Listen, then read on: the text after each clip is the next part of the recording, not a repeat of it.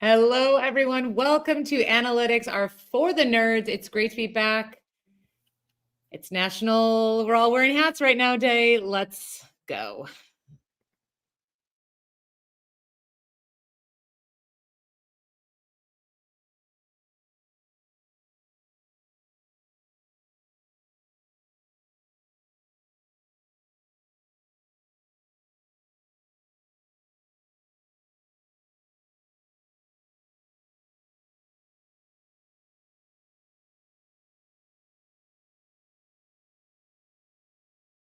It's not National Hat Day. It's Juneteenth, everyone. Happy Juneteenth. Let's celebrate. And I'm already having heat stroke. I'm sorry. Can we talk about we were talking pre-show whether or not we had, how we were going to open, and then you said we're all wearing hats, and then I was like, well, it's Juneteenth, and then you Googled what other day it was, and I thought you were joking. Please, I'm not. It's okay. By the way, it's such an important day for people. It is Juneteenth, and it needs to be talked about more, especially in our country. So I looked it up what other day it is because Louis like, yeah, it's Juneteenth. Like, that should be it. And America sucks so much. It's also National Garfield the Cat Day. Holy shit, we suck. Okay. I don't think Juneteenth should have to share it with anybody, but if they had to share it with anybody, I mean, Garfield the cat, pretty cool dude. Yeah, it's also National Watch Day. So saw the new movie lately, just recently, last week. Garfield the cat. Don't knock it till you try it. Okay. Who plays the voice of Garfield? Is it like Jim Belushi again? I feel like it's very Jim Belushi. Wait, it was Jim Belushi, wasn't it? Or his brother, John Belushi? I don't know. Which one's still with us? Are any of them still alive? Ryan, welcome to the show. Hello. Yeah, I don't know if any of the Belushis are still alive. I didn't know there was a new Garfield movie out, but thank you for that. Looks like we have some summer plans. Our next gathering, our next Analytics are for the Nerd get together is going to be at the movie theater, I think. Yeah. That's like a drive-in movie. So parents just don't watch it and the kids are just glued to the TV, right? We have some big news in the world of sports. Louis is wearing his New York Mets hat. I'm wearing my Giants hat. The great legendary Willie Mays passed away at 93 years young. I know Louis and I are real big baseball fans. And as we know, the Giants and the Mets were basically the same team at one point. I just want to give a few things just to honor Willie Mays because, again, one of the greatest Giants. And I mean, the Mets, would you say he's like the best? He was at the end of his career with the Mets, but, I mean, it's like the Bills saying that Terrell Owens was a Bill, I mean, we got him at the end of his career, but, Yeah. So for the majority of his career when he was with the Giants, he was the Say Hey Kid, as we know, 24 times MLB All-Star, 12 times Gold Glove winner, Rookie of the Year. He was a 2 times NL MVP. When he retired in 1973, he finished with 660 home runs, 3,293 hits, which is 3,293 more hits than I've ever had in the MLB.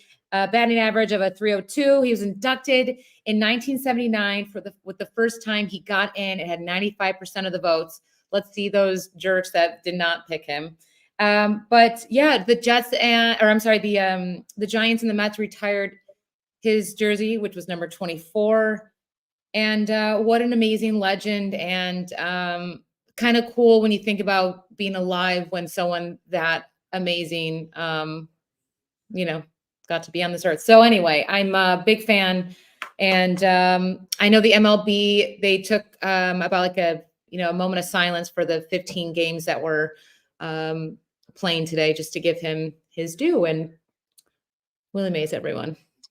They did a moment of silence, but it was on a pitch count clock. 15 seconds. They had to get in it. That's really good. There he is. There he is.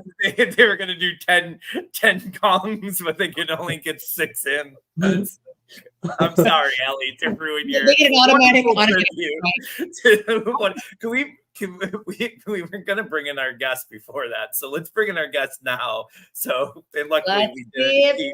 Bradley, welcome. Hello. Do you want to say anything mean about Willie Mays like these other two? welcome to the pod.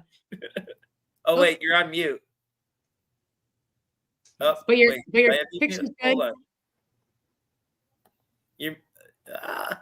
This is from Willie Mays. He's coming back. Willie Mays is cursing him. You're muted right now. It's still nothing. Does he know? Do you want to sign out, come back in, or do you want to? Oh wait, hold on. Yeah, let me bring him back. Hold on. Okay. Hold on. Oh, wait now. You're muted. No. You guys talk amongst yourselves. I'll reach back out. But I will say, so Louis posted something on X earlier that said, "Hey, it's so hot, we're not going to wear shirts." Everyone is wearing a shirt. I am wearing a tank top, but I have black hair and it looks super weird. But any weirdos, you might like it. Let's see. Wait, Bradley, check 1 2. Check 1 2. Is this working? Yeah, we got. Let's just wrap this episode, guys. Let's. Thank you. Hold on. Let's play the music and restart. Go ahead. 6 minutes in, everyone, and yeah, then you'll still have more mean things to say about Willie Mays, I'm sure.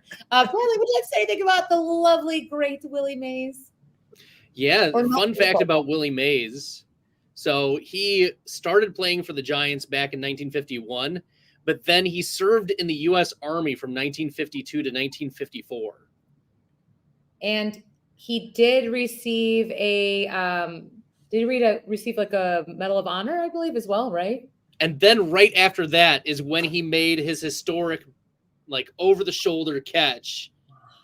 It was, like, right out of the Army, like, one of the greatest plays in MLB history. And there hadn't been, before that time, I wouldn't...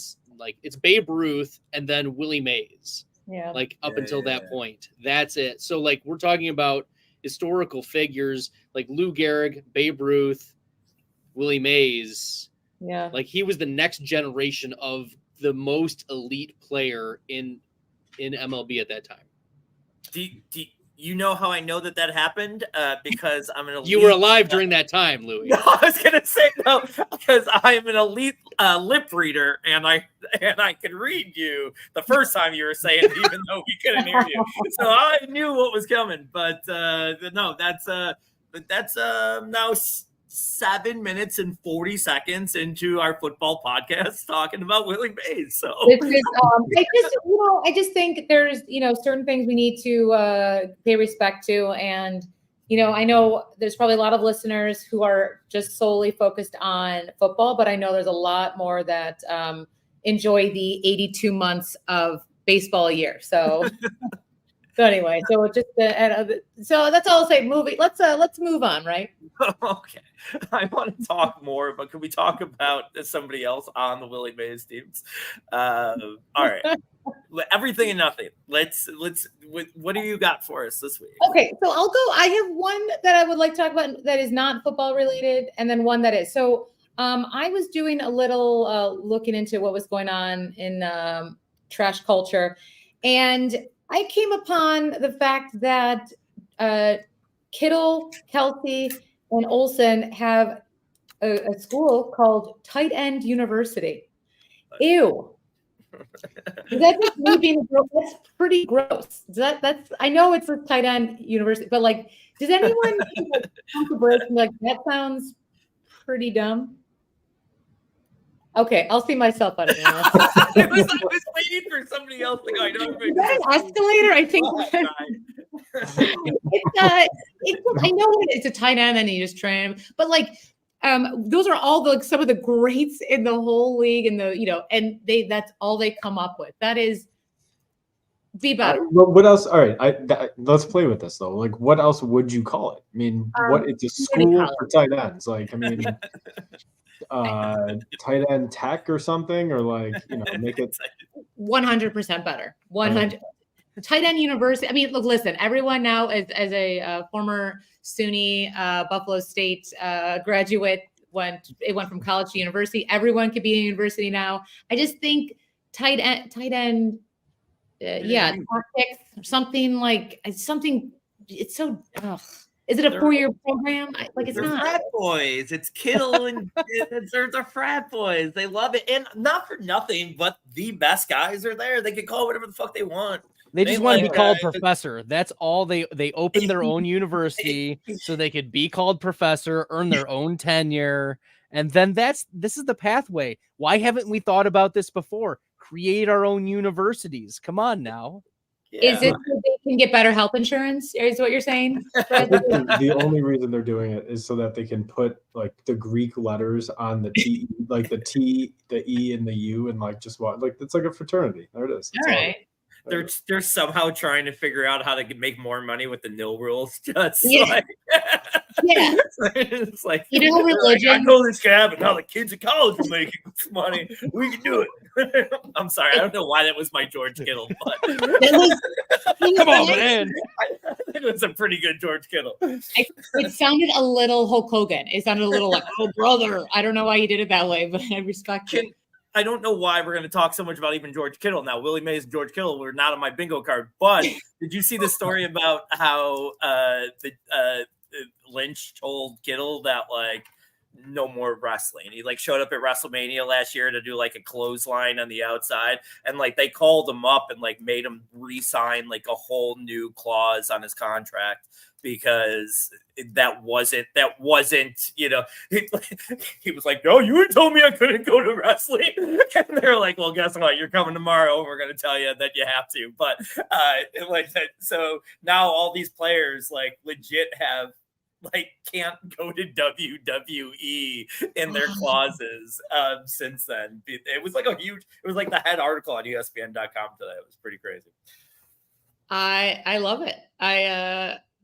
I think it's appropriate, and I love that all the nerds are slowly dying inside because of no more wrestling. Let's talk about the gross elephant in the room. Bill Belichick has a hot girlfriend. She's 24. He's 72. I'm not an ageist, so that's not an issue. But the great thing is, and I'm sure Ryan knows this because Ryan knows all the hot goss. It looks like Bradley knows it too. He signed her homework in 2021. She came up to him on an airplane and he autographed her homework. That's not the story. Maybe it might be, but a little bit of nothing.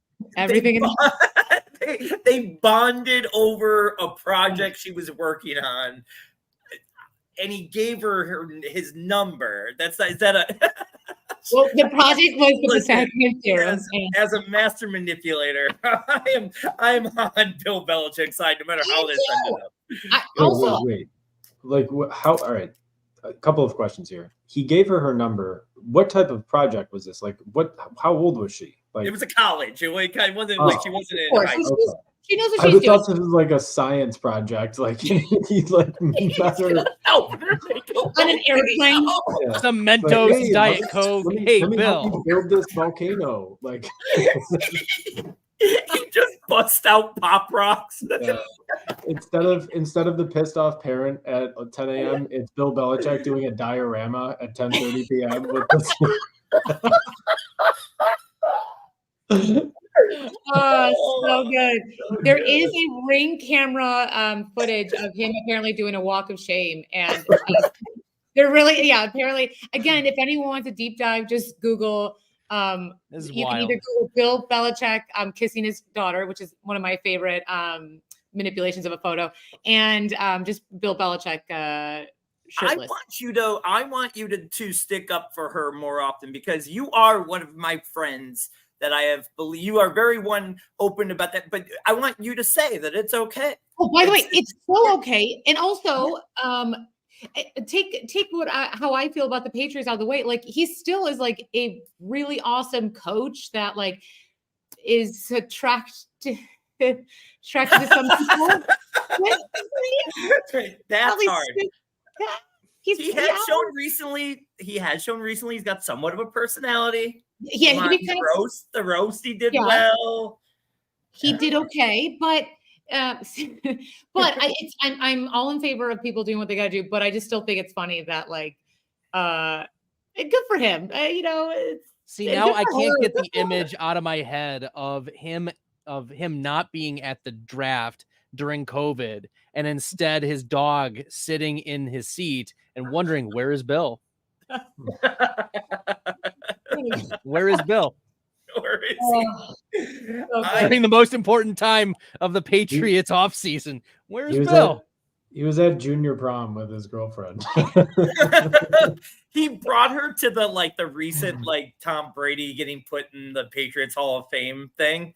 And to me, I just, as someone who just bitterly got out of a marriage and has done a lot of petty things, Tom Petty over here, that feels a little like, yo, I don't need you bitches. Look what I got. I don't know. We'll see. I'm praying for Bill. I actually love it. I hope it turns him into a swag machine. A younger man. Younger man. I love it. I love it. Maybe he was listening to a couple of weeks ago on the podcast, heard about Hims and Hers, and it changed his life. Maybe take the credit. Louis G right here helping you out. So good. And then not to waste our time on a non-football discussion, but anyone want to talk about Justin Timberlake and police officers not knowing who he is? Speaking of going down that section, not Scotty Scheffler 2.0. Yeah, really, right? It's what is going on with people? Just can you really? I can't even fathom a world where someone doesn't know who Justin Timberlake is because, my wife and I had that list where you could name 5 people you can sleep with or whatever, and I forgot what hers was, but mine was just Justin Timberlake 5 times. It was just so I just can't fathom a world when somebody doesn't know who he is. But I'm throwing the flag for a second. Most people on their list have 1. You say, "Oh, honey, you have 1," and you guys had 5. Not to say why you guys didn't make it, but 5. I was gonna say we got divorced. It didn't sound a shocker. I mean, it wasn't like one of them wasn't my friend Bill. It wasn't like she was your dad, Bill. It wasn't like that, but. I'm picturing players have no trade clauses. You're constantly updating the list. That's I don't know. You gotta be careful. Like Rihanna moves to Buffalo for some reason, and I just put her on my list, and she's like, "Okay, yeah, that's really bumped your chances up." The Olive Garden waitress, what? Guess what we're having for dinner tonight. I love it. That's all I have to talk about. We can go back to sports now. We're gonna do a fun thing, and it's our used car salesman. So what we're gonna do is pull up this thing that I just deleted. Oh, here we go. I'm sorry, friends. It's one of those days. Thank you for listening. One listener. Thank you, one listener. So what we're going to do is we have the used car salesman. I'm going to go through each gentleman, and they're going to try to basically let me know. They're going to try to convince me who's a good player, a good machine, right? A good sell. Someone undervalued. We're going to be trying to sell on each other. So you got some names there. Why don't you start off with one of the boys? Yeah, let's go. I'm sorry, loves. I'm just okay. We're gonna go first, Ryan. We're gonna try to sell me Tyler Lockett. Okay, and this is in the context of are we thinking dynasty sells or just in general best ball? Let's talk about this year. Because we are talking about guys that are undervalued. So even in a dynasty aspect, if the guys we're talking about here are buys and redraft, they're obviously going to be buy nows on win now dynasty teams. So yeah, it's always a good sign when the person who's going to pitch you a player is asking, wait, how do I do this again? All right, so let me sell you on Tyler Lockett. So Tyler Lockett is, I think, the definition of a criminally underrated player. Year in and year out, this guy just gets it done. And we look at last year, and it was perhaps his worst season in the past, 5, with only 894 receiving yards and 5 touchdowns. Okay, this is a guy before that had 4 straight seasons of 1,000 yards, 9, 8, 10, and 8 touchdowns in those 4 seasons. And look, I know he's 31 years old, but he didn't really show signs of slowing down last year. And the biggest selling point here to me is that I think the Seattle offense is in for a major upgrade this year with the addition of, I think it's Ryan Grubb. Is that what his name is? Ryan Grubb. Yeah, he was the head coach at Washington, the offensive coordinator, for Washington for the past 3 seasons. And the most interesting thing about that is they were extremely pass heavy. And I expect that not only with the personnel that they have in Seattle with Jaxon, Lockett, and DK Metcalf, and now you have this guy who comes in that wants to run 3 wide receiver sets. I think it's the perfect match for person and offense. And I think you're going to have at least 1 more, maybe 2 more years of really good production from Tyler Lockett. So I expect him to get back to 1,000 yards this year and somewhere in the range of 7 to 10 touchdowns. Awesome. That you sold me on him, and I'm sorry that my setup to him was atrocious. So, Bradley, would you like to try to sell me on Taysom Hill? No. Yes. I have to get into character. I'm going to give you the best deal, the greatest of deals. We need the tight end. We're big on the tight ends in this room for the fantasy football. I know you want the best of deals. We want to find the best deals anywhere we can, the edges in all of the deals. But let me give you one in the tight ends, because if you can win the tight end, you can win anywhere. And he is getting mispriced. He is mispriced. We want edges everywhere. And Taysom Hill can give you the edge you want. Okay, I can't keep it up. My voice is why are you a Pakistani used car salesman? A little. I couldn't tell if you were trying to sell me a used car or a Slurpee. Taysom Hill is mispriced. He is currently going as like the last rounds of your fantasy drafts, but he is a tight end. He's been with the tight ends. He has been training with the tight ends. He has been in the film rooms with the tight ends. He has been practicing with the tight ends. The tight end coaches are the ones who are talking about him coming out of practices. He is a tight end. Mm-hmm. Problem is, he's not being treated like one, and like the one he has been in the past. He rushes, he catches, he throws, he does it all. And Taysom Hill is going to be the tight end 1 because Juwan Johnson's dealing with a foot injury. Even right now in the offseason, he can't stay healthy. Taysom Hill, tight end 1. We've got a new offensive coordinator in Clint Kubiak in the New Orleans. And so we're going to see a lot of movement, a lot of motion, a lot of involvement with this 34-year-old Taysom Hill. Don't forget about him. He's been in your last round of your fantasy drafts, and you're like, but Bradley, he is a quarterback on FFPC. On the high stakes, he's a quarterback, and that's why he's being drafted in the last round. But wait, if you have played on FFPC, you remember the debacle last year where he was marked as a tight end, and then in the middle of the season, when the depth chart came out that he was listed under a quarterback, they switched him to a quarterback. So we are just going to expect that he is going to be moved back to the tight end position. He should be drafted about 5, 6, 7, 8 rounds higher in your fantasy drafts. And on other platforms, some he's a quarterback, some he's a tight end. But the rushing upside, the Alvin Kamara is old. Jamal Williams is old. Kendre Miller has been dealing with knee issues. They want to involve a lot of players in the running game in New Orleans. Taysom Hill is the answer. Taysom Hill is the truth. Get yourself some Taysom Hill. Wow, I'm in, and I think I want to enroll him in Tight End University. That was well said. I'm sold, and I'm excited to see where they kind of place him in training camp this summer. That'd be fun to watch if they adjust. Wow, I'm buying a lot of people today. Lou, do you want to go Jonnu Smith?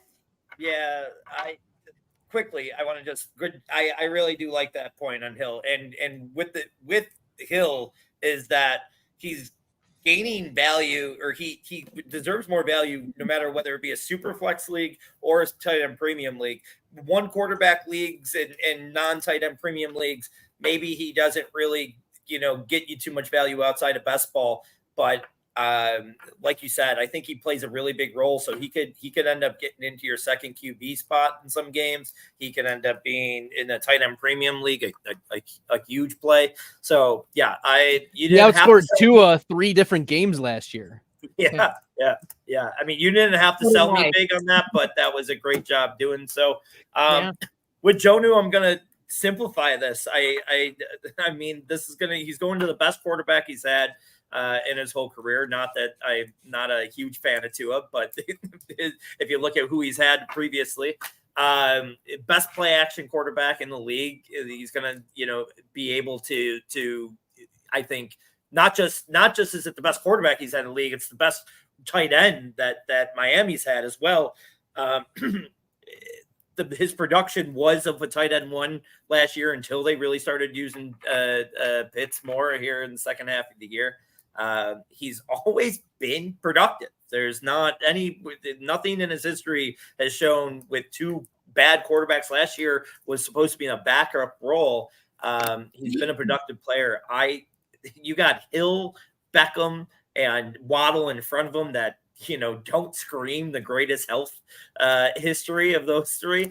I love Jonnu this year. He's going as tight end 23, an underdog, and free in Dynasty right now. Like I'm eating on win now teams in Dynasty, and almost always with a 2-3 cheaper tight end build. I'm at 30% of him on underdog right now. I really like Jonnu. Everyone is telling me that was you didn't seem as excited about mine as you did for Ryan and Bradley. Once you go from tight end and a QB, I'm like, I'm kind of sold. All right, let's go to Ryan. Can you sell me on Hunter Henry? Sure. So Hunter Henry is a simple case for me. You have an ambiguous offense as far as pass catchers go. A lot of unproven guys, a lot of young guys. Demario Douglas is probably their most established option on the roster right now, right? And then, I like Jalen Polk a lot. But look, you have a potentially a rookie quarterback starting, let's say, most of the game this year. That's my prediction.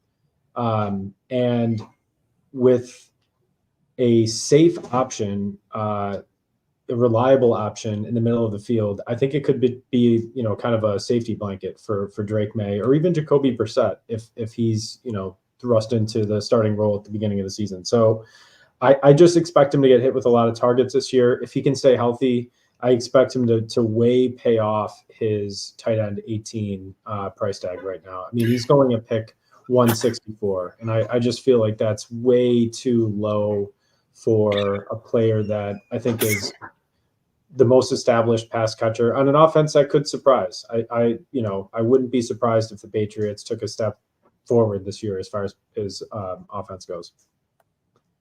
Can they take a step back? No, right. I'm not being facetious. I mean, really, but I agree with you as well. And if you're listening, anyone, Louis stepped out and came back with new glasses and a vape pen. Very Mr. Potato Head-esque. Very, just in case you missed it. Just in case you missed it. I could hear everything Ryan was saying. They were all objects were attainable in this room. Sorry. I heard that door squeak and I was like, could you sell me on Blake Corum? Yeah, this is the most mispriced player in all of fantasy football right now because Kyren Williams is getting a lot of love because he was one of the top running backs last year. But we know what Kyren Williams is. Ask how, ask now. Ask Kyren Williams, and he will give you something okay. But Blake Corum is a difference maker. We saw him win a national championship with the University of Michigan Wolverines this past year as the main locomotive running back. And that was coming off of a devastating knee injury at the end of the previous year, where he was the most highly rated PFF graded running back in terms of rushing grade. He is an absolute beast. And Sean McVay has been praising him all off season. He's got the draft capital we wanted to see from him as a rookie. And Kyren Williams isn't anything special. Like, he's a Notre Dame product. Cheer, old Notre Dame. Love Notre Dame. I went there. But Blake Corum is a different tier of running back in terms of what he brings. Kyren Williams is like Theo Riddick. Okay, great. Good pass catcher, capable NFL player. But Blake Corum will come in, win this job very easily. And we've seen what the LA Rams running back has done when given the full load. We've seen Todd Gurley. We've seen when a healthy Cam Akers was there. And we saw when a healthy Kyren Williams was there. Boom, this is a potential top 5 running back in the NFL. So we want Blake Corum, who's going in round 10, round 11 of your fantasy drafts. You need to be overweight on Blake Corum. Yeah. I think you make an excellent point too, just about McVay and what he does to development on those players. So that's an excellent point. I think you just been promoted to regional general manager. I feel like great points. Do you guys want to talk about any of those points that Bradley just Yeah, I hope he's right, because I have 25% exposure to him right now on Let's go. Underdog. So he's a favorite target of mine as a very frequent zero or fragile, hyper fragile RB build, right, Allie? Hyper fragile RB build. That's your robust, your hyper fragile. Build, That's my a go-to. in high school. Hyper fragile. That's Allie every time you ask her about her feelings. No, I love the Corum pick. Let me real quick on this. I know we're running late, but on Corum and Kyren Williams, where does Kyren Williams have to settle in to become a value for you guys? Because I am not picking him right now, but now and haven't been most of the offseason, but he is just slipping and round slipping. 5. You think? And right now, I got him in mid round 4 today. He's been before the NFL draft. He was then you're lying. Then you're lying. Then it's mid round 4. Look, I just asked you when you're going to start taking them. I got my one share of Kyren Williams mid round 4, but That's he's normally like mid round 3, so he fell around. And we're competing against other people who are taking him like 12th overall, 13th overall. Yep. This is a massive value, because even if Blake Corum doesn't pay off, you want the Rams backfield. You want it. So I love the point. I love it. Lou, sell me on JSN. I'll do it quick, and I picked this guy specifically because their boy Bradley is going to be on tonight. Bradley is a why do you hate JSN? I'll be quick, and then I'm sure you're going to have some rebuttal. The guy was an analytics darling coming into the year last year, got hurt, never really got part of the offense. Jonnu Smith may or may not even last this year as the quarterback.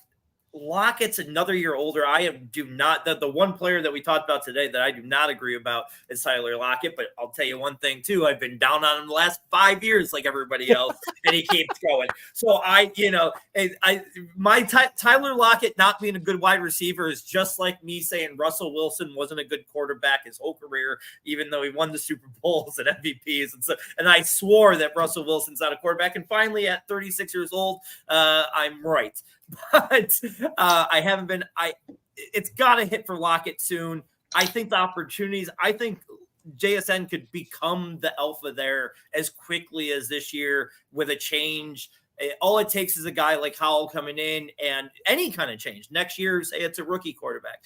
Just a little bit of a change in how things are being done there and ran. And I think he's got the talent to be better than Metcalf.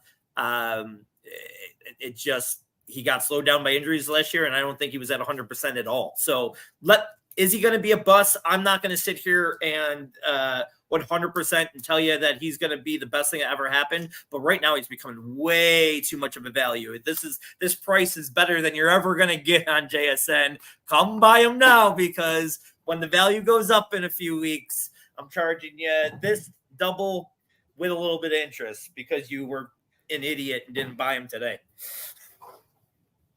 Bradley, I see. Do you want to take any heat? I'm a little agnostic on Jaxon Smith-Njigba. I think it's because I'll talk about Lockett more later, but there's a lot of unknowns because he was injured, but even after the injury, he just didn't play well. And maybe it was scheme, maybe it was offensive coordinator, maybe it was because they were the slowest pace play team in the NFL, maybe it was because they ran the fewest plays, whatever the case may be. There's a lot of pathways that JSN failed last year that all of them would then have to go right, I think, for him to get back into this conversation of he's not a bust. Because year one, he really busted. Yep. I mean, there's that about it. What are you saying? Is Jason a loser? No, I didn't say that. But buy him also now. Ryan, I know you had some big trades. Do you want to talk about some big moves you did? Sure. So what was it? A week and a half ago, we had in our Empire Dynasty League, the rookie draft, and it's a league where a lot of trades are often made on the day of the draft because it's in person. And so let's just start right at the top, and we'll work our way through these. I want to just get your reaction. So there's 4 trades I want to gauge your temperatures on. So originally I had Breece Hall and Tyreek Hill, and I traded them for pick 104, which is a bit of an overpay if you look at market value. And then I had flipped 104 and a 2025 second for CeeDee Lamb. So I originally had Hall and Hill, turned that into 104, added a 25 second, and got CeeDee Lamb. Thoughts? Traded Hall and Hill for 104, then flipped 104 for. So you ended up getting. So you lost Hall, Hill, and a second, and you got CeeDee Lamb, essentially. Yep, that's essentially the deal. I like the Hall Hill second side. Yeah, I think that turned out to be a little bit of an overpay. I don't remember feeling like you lost either of those deals separately. That crazy. But then I guess when you put them together, I feel like you were kind of on the short end there. But I just remember feeling like Hall and Hill wasn't crazy for 1-4, and Neighbors in a second wasn't crazy for Lamb. But I feel like, I don't know, kind of looking at it cumulatively, I feel like they were both small losses that make it a little bit bigger of a loss when you look at it. That's fine. My birthday party is coming up in a couple of weeks. I just won't send any invites your way. Yeah, it's all right. All right. So second trade, and actually, can we get Allie's thoughts on this, please? I mean, that honestly, the most important. I know what's your next trade, which is very interesting because I think this one player everyone's trying to get. I don't know if everyone's dropping him or not. So let's talk about your next one, and then we'll. All right. So prior to this past season, so at the 2023 rookie draft, I traded Aaron Rodgers for a 2024 random first. It would turn out to be 106. Earlier this offseason, I traded Bryce Young to Louis for his pick 109, and then I traded 106 and 109 for Jaden Daniels, Michael Penix, and 304. So that went too fast. Sorry. I'm trying to take notes on this. Sure. So if you take the original, I'll just say the original players for what I ended up getting. So it's Aaron Rodgers and Bryce Young for Jaden Daniels, Michael Penix, and 304. That's a win for you. With when Penix, you consider the huge win that you got from the Rodgers trade last year. Yeah. It is tough to take that W from I'm just trying to figure that out without the W from the Rodgers trade. So basically, it would have been just call it 1-6, 1-6, and Bryce Young for Jaden Daniels, Penix, and 304. I still feel like that is, if not even a win. Jaden Daniels, I think, is the best piece in that, right? So for sure, whenever you get the best piece, I think that you can consider it a win anytime as a tiebreaker. So yeah, I like what you ended up doing there. The great move that you got for last year from the Rodgers just enhances that by far. I just think if you're trying to figure out what if you did things right this year, leave that part out of it and you still won. Right. Here's a question for you guys: does anyone have Rodgers still on any roster? Are you guys? Everyone's dumping him, right? All super flex. No, all super flex rosters. He'll obviously be on the teams and in one quarterback leagues. He's I guess rosterable, but not really going to be. He's a bye week fill-in. Yeah, but no, in super flex, he's one of my highly owned guys on Underdog. I just think at QB 21 with now with a week 17 matchup against the Bills, he's become a little bit more of a target because the Bills obviously is an offense that's easy to target. So I'm matching him up in correlation against the Bills in week 17 with Conklin and Corley. You don't really get a lot of, if you're going Bills and stuff, you're really not doing a lot of Garrett Wilson early on with that. But, the perfect situation, it doesn't cost a lot to stack the Bills. So you could really do Garrett Wilson, Rodgers, Conklin, along with Allen, Kincaid, and, 2 or 3 of those Bills wide receivers. And that could be fun here in week 17 where, not for nothing, but one thing that I'm not pushing the narrative here on week 17 in Underdog is I'm not playing the weather card like everyone's playing. We have had some really good December games in the last few years. We've not had rough winters here in Buffalo. And I know it's a lot of fun. We've had a couple crap games, don't get me wrong, but it's not always, it's not sold to be 10 degrees, windy and snowy week 17. Like, I don't know. The Jets and Bills can be a really interesting matchup that week. And shut the fuck up, Ryan, with that dumb smile. What are you trying to tell me? No, I'm just laughing. It's just, Louis just like he steps outside today. It's 95 degrees. He's like, oh, it'll be fine in December. It'll be totally fine. What do we have to worry? In week 17, it'll be great. Remember the Vaseline we all had on our face the last 5 Decembers? Yeah. Okay. And then Ryan, I know you have one more. Just to keep this moving. Yeah, I know one more that I know that Bradley will give the stamp of approval on. It was a trade of straight up Kyren Williams for Jonathan Brooks. Oh yes.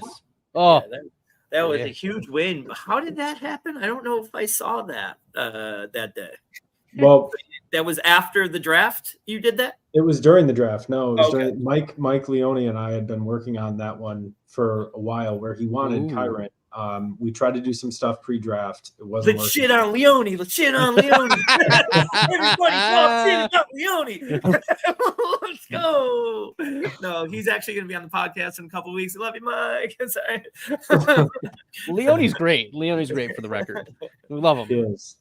You guys sound like you're trying to make an excuse for what you just said. I'm just. So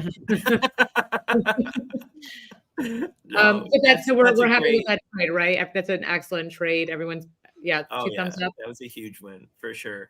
2 thumbs all the way up. I do think we should skip our NFC West breakdown because I don't think we'll have enough time for it today. So we will push that off till next week. But that means we get to go and do some fun stuff now. Because it's dry June. No, I have a reason why. Okay. And I'm ready to you know why. And you're the only one. HR, I don't even know. I have not even updated you yet. And I know you and I keep our secrets. So I know you've kept mine. And I was not going to make a big deal about this. I'm inspired by Allie, who did 75 hard recently. And about about 2.5 weeks ago, I took a walk with her about 3 days into not drinking. Her and I go for a walk because I was, in my head going, I'm going to do a couple of days of that 75 hard. I ain't getting to 75, but, let me see if I can get the 5. Well, we're on day 18 now. I wasn't going to tell anybody because I was sure I was going to fail within the first week. I'm still like, I could drink tomorrow, guys. I don't think I'm going to get the 75, but I said this for 18 straight days and we're still here. I'm drinking over a gallon of water a day, a couple exercises a day. Haven't drank in 18 days, which I mean, this sounds such an alcoholic thing, but I don't know if it's been before the age, like I don't know if I've gone that long since 16, and I know that sounds a little, but like it's cool. It's Allie told us a lot of these things when she was shut up. You asshole! Are you just chugging wine right now? No, it's not. No, I'm doing water. Oh my god, this is a great story. My buddy Jesse, who you two know barely, I don't think you met him. We go out to dinner the other day. He goes, you don't mind if I didn't tell him until we were out to dinner. I go, listen, man, I'm just not drinking enough for anything. I'm just doing a little personal chat.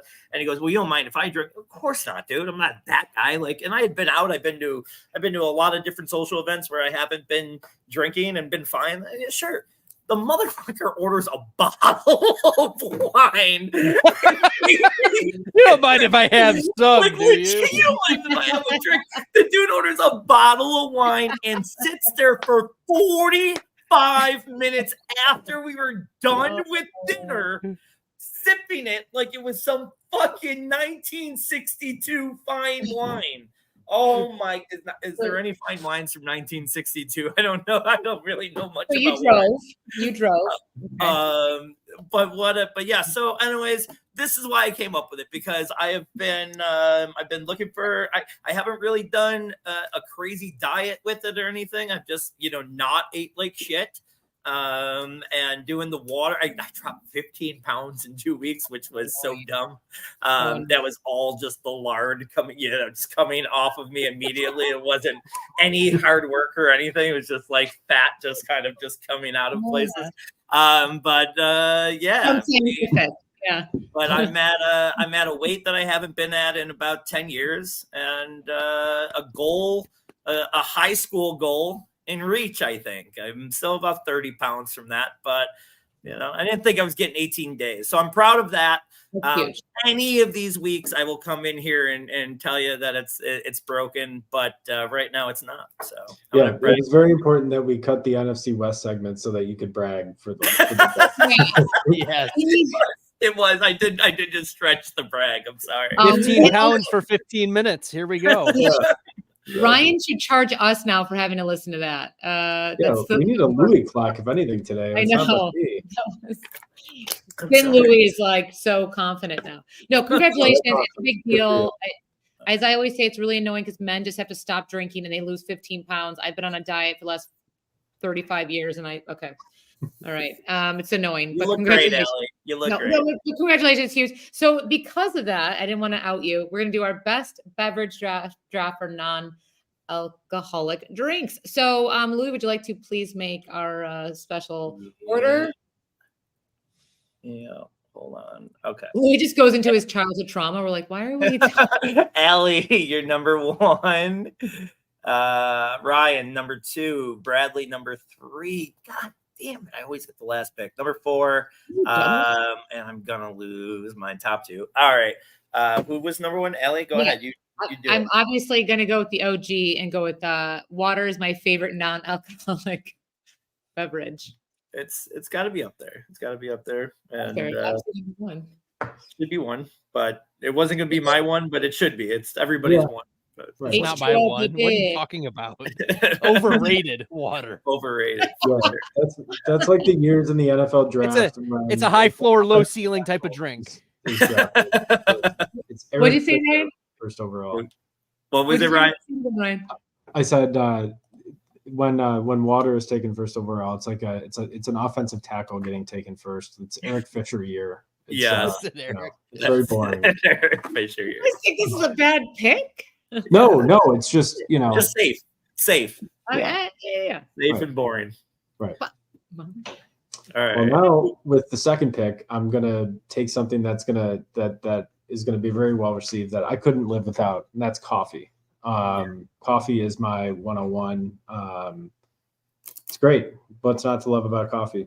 It's look, it's coffee. It's right there. Yeah, you don't have to say it's like water and coffee. I mean, it's the first two picks. Makes sense. Yep. We're taking the gold. Really good.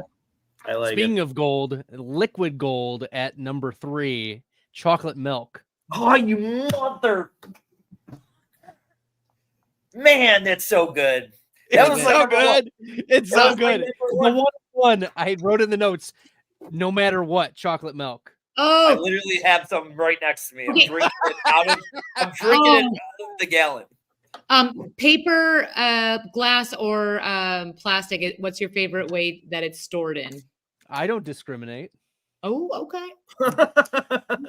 This is mine. I'm not even joking. We'll go through one of these like every few days. It's And he still lost 15 pounds. So yeah, it's still on it. And it used to be. I mean, now I'm not drinking. It was my number one hangover cure. It's the weirdest hangover cure ever, but I would wake up and chug chocolate milk. Don't ask me why. Where's the glass you're putting That's that? a great pick. Coffee and chocolate. The top 3 picks on my board are gone, guys. Yeah, you crushed the first round of the draft. congrats to us. Well done. Now I'm all sorts of fucked up here. And I'm like, I'm like the Minnesota Vikings here. I'm flustered. I might not get the pick in. Philadelphia Eagles, you mean? Yeah. The Vikings had missed the pick, wasn't it? Didn't the Vikings miss the pick yeah, one year? The Rager, the Rager pick. Oh, it's okay. I just can't. This might not deserve this here, but I just can't get out of this draft without some chocolate. So I'm going to go hot chocolate here. Ooh, yes. And it might be an early pick for the first round, but it is a necessity from December 1st to February 1st. I won't judge you for a reach. Yeah, it's fine. And yeah, it's all right. And then I gotta go Dr. Pepper because I can't not have it. And I'm not a big pop guy anymore, Mr. Healthy over here, and I don't drink too much, but when I want to pop, man, Dr. Pepper fucking just hits the spot. But it's out better than can, better than not in one of these. The best Dr. Pepper in the world, drive-through fountain Dr. Pepper. That is with lots of ice. Do I sound? Is the drool right now telling you how much I want to eat? It's past my fasting time. Okay, yeah. Hot chocolate and Dr. Pepper. That's for me. And going back to Bradley. All right. Well, with the second round pick, selecting milkshakes. Oh, that's I don't care. We're going with milkshakes. Classic. Nope. Tasty, delicious milkshakes. That's good. All right. I'm gonna I'm just Bradley's team. It's gonna like wreck somebody's stomach. You have to not for the faint of heart. Bradley's team should be called Team Patrice O'Neal. I'm sorry. That's me. R.I.P. Patrice and R.I.P. Billy Mays. Team A1C. Okay. I'm gonna pick. So I'm also not big into soda or pop or whatever you want to call it, but I think I'm gonna take what is the best soft drink, and that's Coca-Cola. Like an ice cold Coca-Cola is, the best. I just think it's the classic. What you're disagreeing? I mean, I think Pepsi is. I'm not a big fan of either, but Pepsi over Coke like a million times over. What? I mean, He's an Ohio boy. You got to remember that. No, the most scientific proof of why Coke is better than Pepsi is that they did this test with ants, and they put drops of Pepsi and drops of Coca-Cola in front of the ants, and guess what? they love the Coke way better. And that was not because they put the actual cocaine in that anymore. I was gonna say, yeah, we all do, Ryan. It was the regulated Coca-Cola that we drink today. So what is this? A soda for ants? Yeah. He's 3 times as so ants would like they eat garbage and shit, and you're saying all gathered. Okay. Look, I'm just saying, would you rather would you rather take the ant's opinion or Louis' opinion? That's all I'm asking. Fair enough. I really want milkshake, but I guess I will have to go with mine's like if you are in a hospital. So I had water as my number 1, number 2, almond milk. You cannot believe that. You can't believe that. I really do. I drink. You are just around drinking almond milk. I literally do. I'm like a vegetarian / sometimes vegan. But I do that. It's repulsive, everyone. I know. And then let's make everyone. Metamucil is still available if you want to take that. I'm gonna go with. I'm gonna be edgy. My favorite NA beer is Corona. It's really good if you're looking for an NA option. It tastes just like it, and I'm gonna go with NA Corona. All right. I am in 4th place, and I'm well aware. Okay. Allie held a party one time, and I wasn't drinking at that time either. And she said, "Lou, I know you're not drinking. I'm gonna have some NA Corona." In my garage. And I get there. Guess what? No fucking NA Corona. No NA beer. And it was busy. I had to go to a party and drink soda water all day. It's in my garage. If you want to have a backyard hang, we can have the NA Corona together, and I will. It's delicious. It tastes like Corona without the fun. It's so good. Highly recommend. It's fun. It's fun. Okay. All right. My computer. Okay. Okay. For my next pick, it's a bit of a controversial pick because I don't think it's going to be like widely panned as a great pick, but I love coconut water. I'm actually drinking some coconut water right now. It's really good for you. And if Vita Coco wants to start sponsoring us, I mean, let's go. I don't think you understood the assignment, Ryan. I don't think you understood the assignment. What? How do I not? What, milkshakes and what is this? I mean, what are we, 3rd graders? Like, come on, chocolate milk and milkshakes. Like, come on. I'm the kid with a nut allergy at school, and you guys are like, "Mom, give me $3. I'm going to buy whatever I want." Like, whatever I want. You can have whatever you want. Milkshakes. You can pick one flavor. You took them all, Bradley. You took them all. Listen, it's the no alcohol thing threw me off. Right, I'm taking coconut water here, and there's nothing you can do about it. That's fine. Oh, all right. Wow. What kind of fun? Wow. All your choices are still left, is what you're saying? Well, with my 3rd round pick, I'll select High C.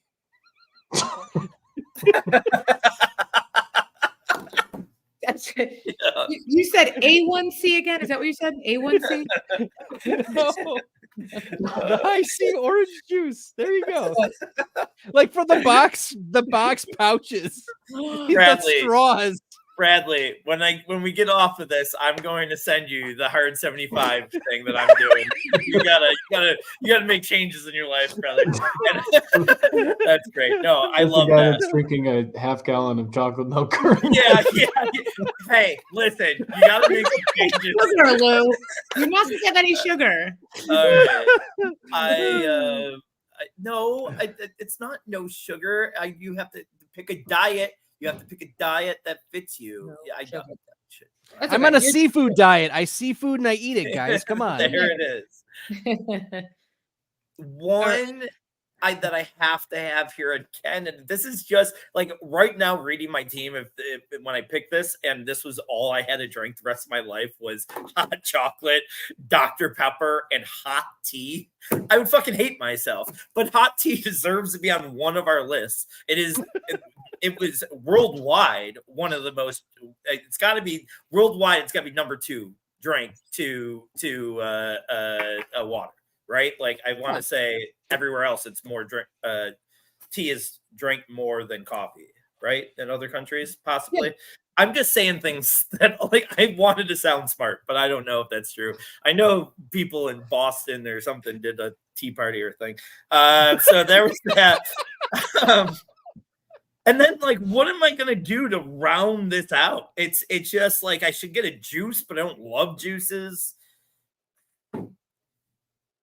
I'm going to go with like a Carnival birch beer. I feel like birch beer needed to be drafted too. It's great. Now I got 2 soft drinks. I don't even like soft drinks. Now I'm calling them soft drinks. Like y'all are giving me crap for unhealthy drinks. I know. It's not like I was much healthier. I know. The tea will help me sleep and poop. So that's, I guess, it. All right. Back the other way. I'm glad this is. Well, if I don't do it, I don't know. I'm drinking again tonight after this draft. If I don't do it, I don't know if it gets drafted. I don't know. This is terrible because there's 2 of them that I'm worried that Allie and Ryan won't take. And it would be a shame if these are undrafted free agents. So, you know what? We'll see. Lemonade. The classic lemonade is one of them. Yep. That's good. Yeah. Good. Can't leave it off the list. Can't leave it undrafted. No, I probably should have went that way instead of birch beer, but I like it. I like your team. Okay. Good draft. Go ahead, Brian. It's for Bradley, for sure. Well, based on the hint, maybe I am getting to what you're talking about here. I'm going to take sweet tea. Maybe you're talking about just iced tea in general, or based on your reaction or lack thereof. It wasn't either of those things. But I'm taking sweet tea because just like, Lou, I'll give you props. Tea was a good pick. Hot tea is a good pick. I'll give you that. But I like sweet tea, especially in summer. It's great. So brewed or like brewed tea or just like canned brewed sweet tea, like a real sweet tea. Yep. Or even Chick-fil-A sweet tea is really good too. Yep. So. Yep. Oh, I hate me. I only get one now, right? Yes. Yeah. So I have one that I actually drink, and then one that I used to when I was DJ Fat Allie. So I'm gonna go with my youth chub drink, Tim Hortons frozen cap. Oh, that should have been up there for me. Timmy. That's really good. That's good. Still, if you put all mine in a bucket, terrible, ugly color that looks like sadness. But, we all have some other things that we could have thought of, like a slushy, Capri Sun, grape juice, apple juice, the healthy stuff, right, everyone? Fruit punch, Barq lemonade, Gatorade was undrafted. 2% milk was undrafted.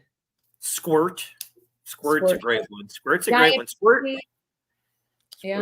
Apple juice, pineapple juice, cream soda. I thought might go. Like cream soda is like it's cream soda. The first taste of cream soda is the 101, but everything else after that, one taste, and then the rest of the can go. Is it not crazy? It's the only thing in the world that tastes great for 7 seconds. It's like that fruit stripe gum.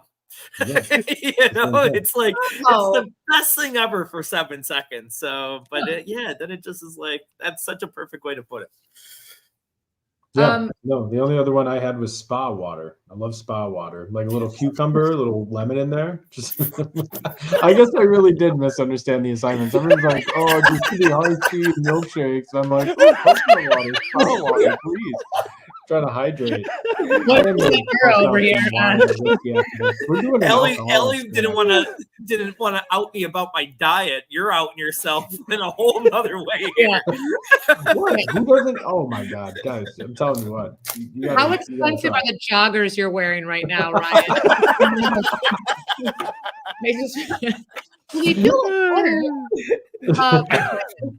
That was so much fun. Bradley, thank you so much for joining us. Everyone, please, he's the news director at Player Profiler. Please, if you wanted to say anything about just what you do, because it's pretty awesome and extensive and very football driven. Thanks, Allie. Appreciate it.